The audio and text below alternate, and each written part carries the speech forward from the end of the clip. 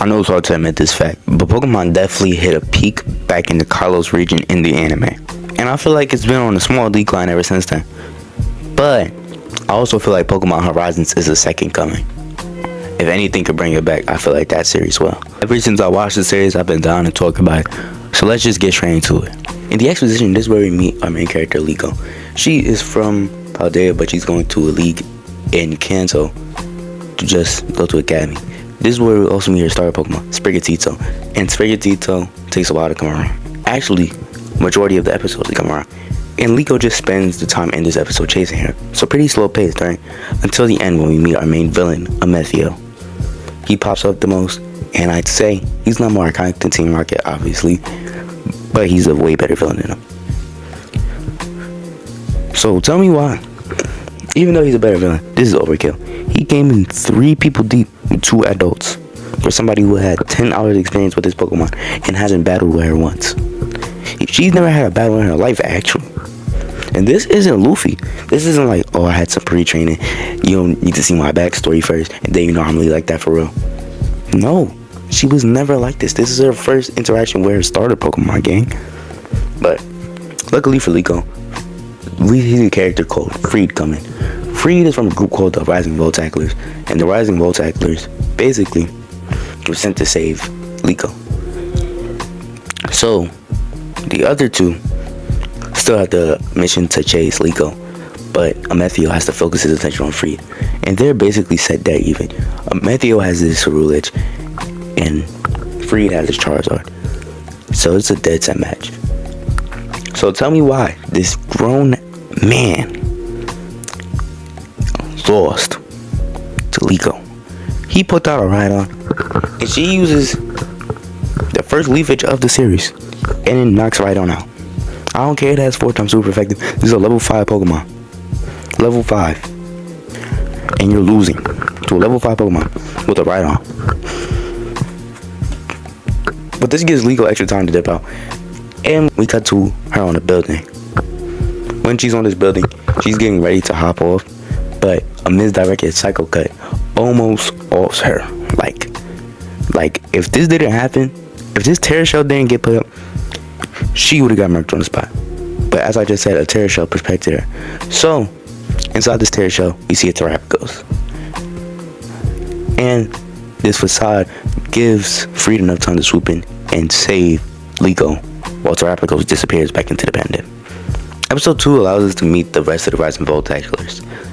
We have Murdoch the Chef, Merlo,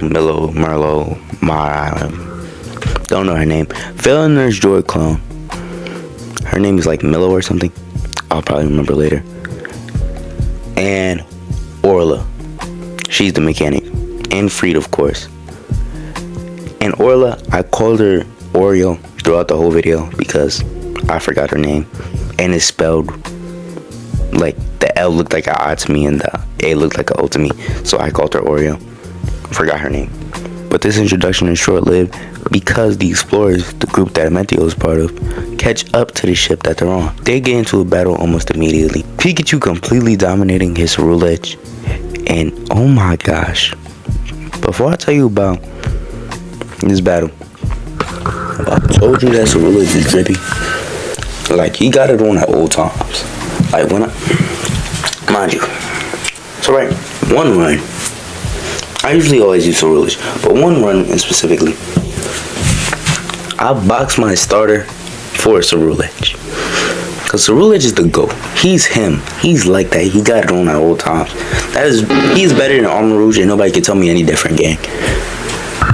Also, wait, what was that one? But also, Pikachu put the beats on him. Okay, so right, he starts off with the double team. Double team already got Ceruledge confused. It looks like Pikachu's going for a Thunder Punch behind bro with the double team, right? Like a basic facade. No, the Thunder Punch was a facade. Why do I keep saying facade? The Thunder Punch was a feint. Pikachu was on top of the ship, charging up electricity from the thunderstorm and put it all into a volt tackle. Ceruledge was able to block it, but I promise you, if the battle was still going on, Pikachu would have won that. And the Pikachu was also captain of the ship. So right, Liko, she's like the exact opposite of Luffy. When I say the exact opposite, I mean the exact opposite. Like, she's selfless. Like, she'll put her whole crew before herself. Opposite of Luffy. But so she's about to give up and just give them the pendant. But Sprigatito ain't going for that. Sprigatito said, I got these, not these. So Sprigatito uses the strongest leafage we've seen yet. And it airs out the whole area. So the explorers had to leave. But just like Katie with the buzzer beater, she also sold. She slipped off the ship and a Methio caught her and kidnapped her. Not gonna hold you though, that is a way better fate to death. She would have fell 20,000 feet down to nowhere. But she did get kidnapped, which led into the events of episode 3. This covert stealth black mission. You see my eye bags? They from watching so much Pokemon. But anyways, Freed and Liko, right? They go to the storage compartment where Sprigatito is being held. Methio decides, instead of just trading the pendant for the Sprigatito, he decides that, oh, I'm gonna fall for the obvious rage bait and get into a Pokemon battle that I might not win. My fault. Side note, Rockruff came with them because Rockruff found one of the explorer henchmen, we're gonna call Olivia, and they chased her down back to the base. And that's how they found the explorers and everything. But Liko and Rockruff, they went together, found Sprigatito, Liko, and Rockruff all ran into Olivia. He pulls out a Skarmory. And mind you, Rusty Sprigatito, because she's been in captivity. Even though she's been moving, she hasn't been fighting. And Liko, who still only had this Pokemon for about 5 hours, because she didn't have Sprigatito, she was kidnapped. They blitz a Skarmory and blitz right past her with a Leaf Edge. Leaf Edge? I'm not gonna lie. Even though she uses this move mad times, it hasn't failed her once. And, you know, Free gets into another draw with a Methio. I feel like they're just finna make them rivals at this point because they low-key been drawing the whole series. But they were able to dip out, got Sprigatito, and that concluded episode 3. Sprigatito, I had a terrible dream. Tell me why. I had a dream about playing Pokemon Legends EA. And instead of having a Turtwig, a Chimchar, or maybe even a Piplup on my screen, I seen a fucking Tepig and a Chikorita. Totally that cool though. We start off this episode where basically the base holds a bunch of free wild Pokemon that can be caught by other people if they want to, and they can leave if they want to. One of these Pokemon is Fuecoco. So right now on the crew we have Sprigatito, a wild Fuecoco, and a wild Quaxly.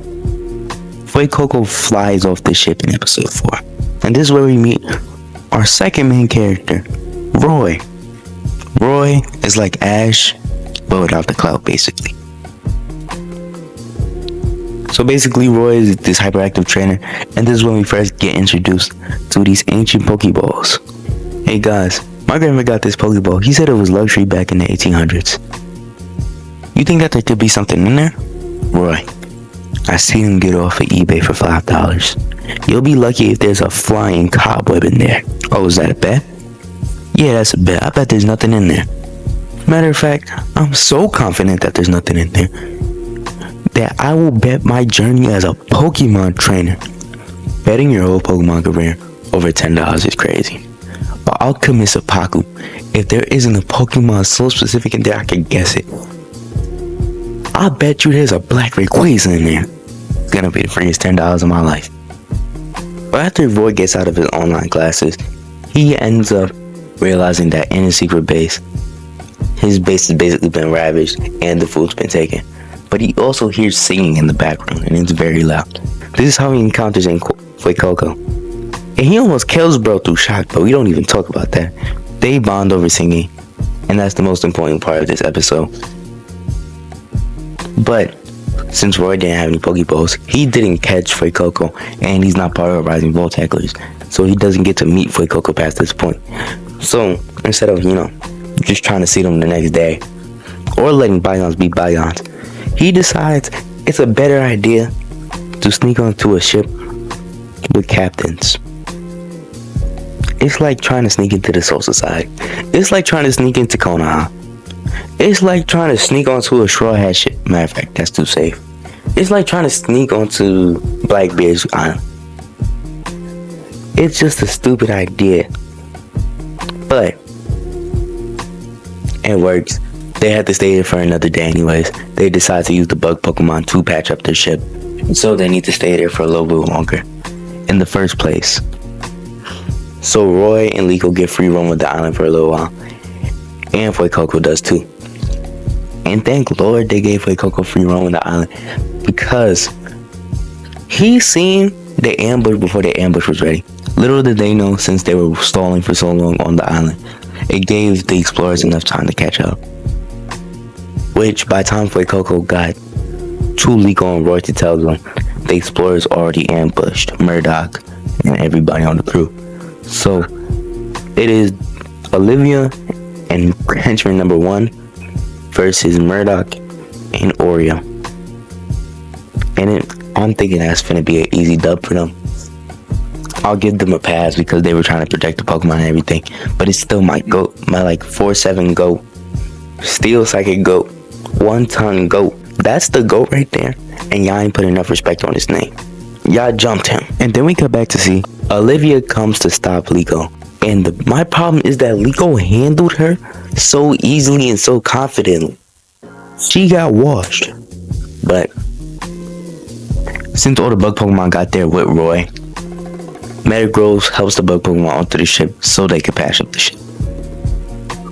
So the Nurse Joy clone takes over the fight with Chansey, but through Freed and Amethio's fight that's happening on the sideline, Charizard versus Corviknight, Fuecoco gets inspired enough to fight the Rhydon himself. He can't get his embers up. His nostrils just not flaring for it. Unlike a Jamaican in bed with a big girl, he's not excited. But after a little bit of singing and a lot more plot armor, Fuecoco was able to get the ember off. And I can't even blame Rhydon for losing this time. He did just fight like 2 back-to-back battles, and one of them was a double battle. They low-key been doing my man's the worst way. But what I can blame him for is it's a turn-based game. And a turn-based game, if you fail to use your move twice, the move just fails. It's supposed to swap turns. He didn't swap turns once. He failed his move twice, and I did not see a horn drill come out of Rhydon. Rhydon, you're not taking advantage of your situation, bro. You're not supposed to let them make care. Every villain does it, though. It's okay. But Corviknight obviously takes advantage of the situation. Corviknight and Amethio were locked into a battle with Charizard.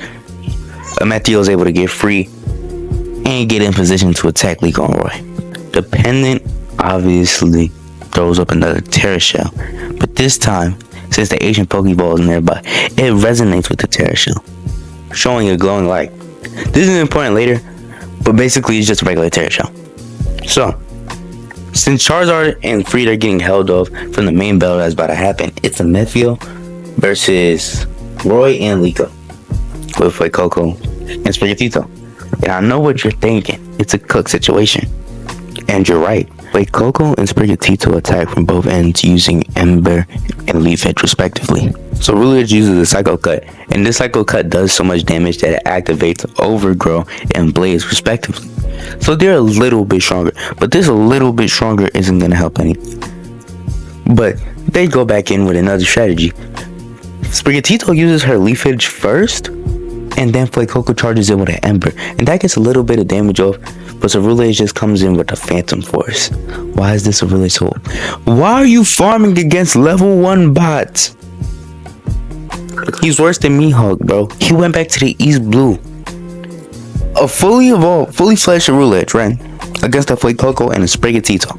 Phantom Force knocked both of them out. Said, finish it now. Cerulege, you Psycho Cut. He wasn't trying to get the feint off. He was trying to murk them. But then, this is where her pendant resonates with the Pokeball. And the Pokemon is revealed to be... I get my $10. Black Ray Quasar shows up in the equation for no reason. And this is where we're going to end it. I don't know if y'all like this style or not. I'm trying something new. But thank you for watching. There will obviously be a part 2. So stay tuned.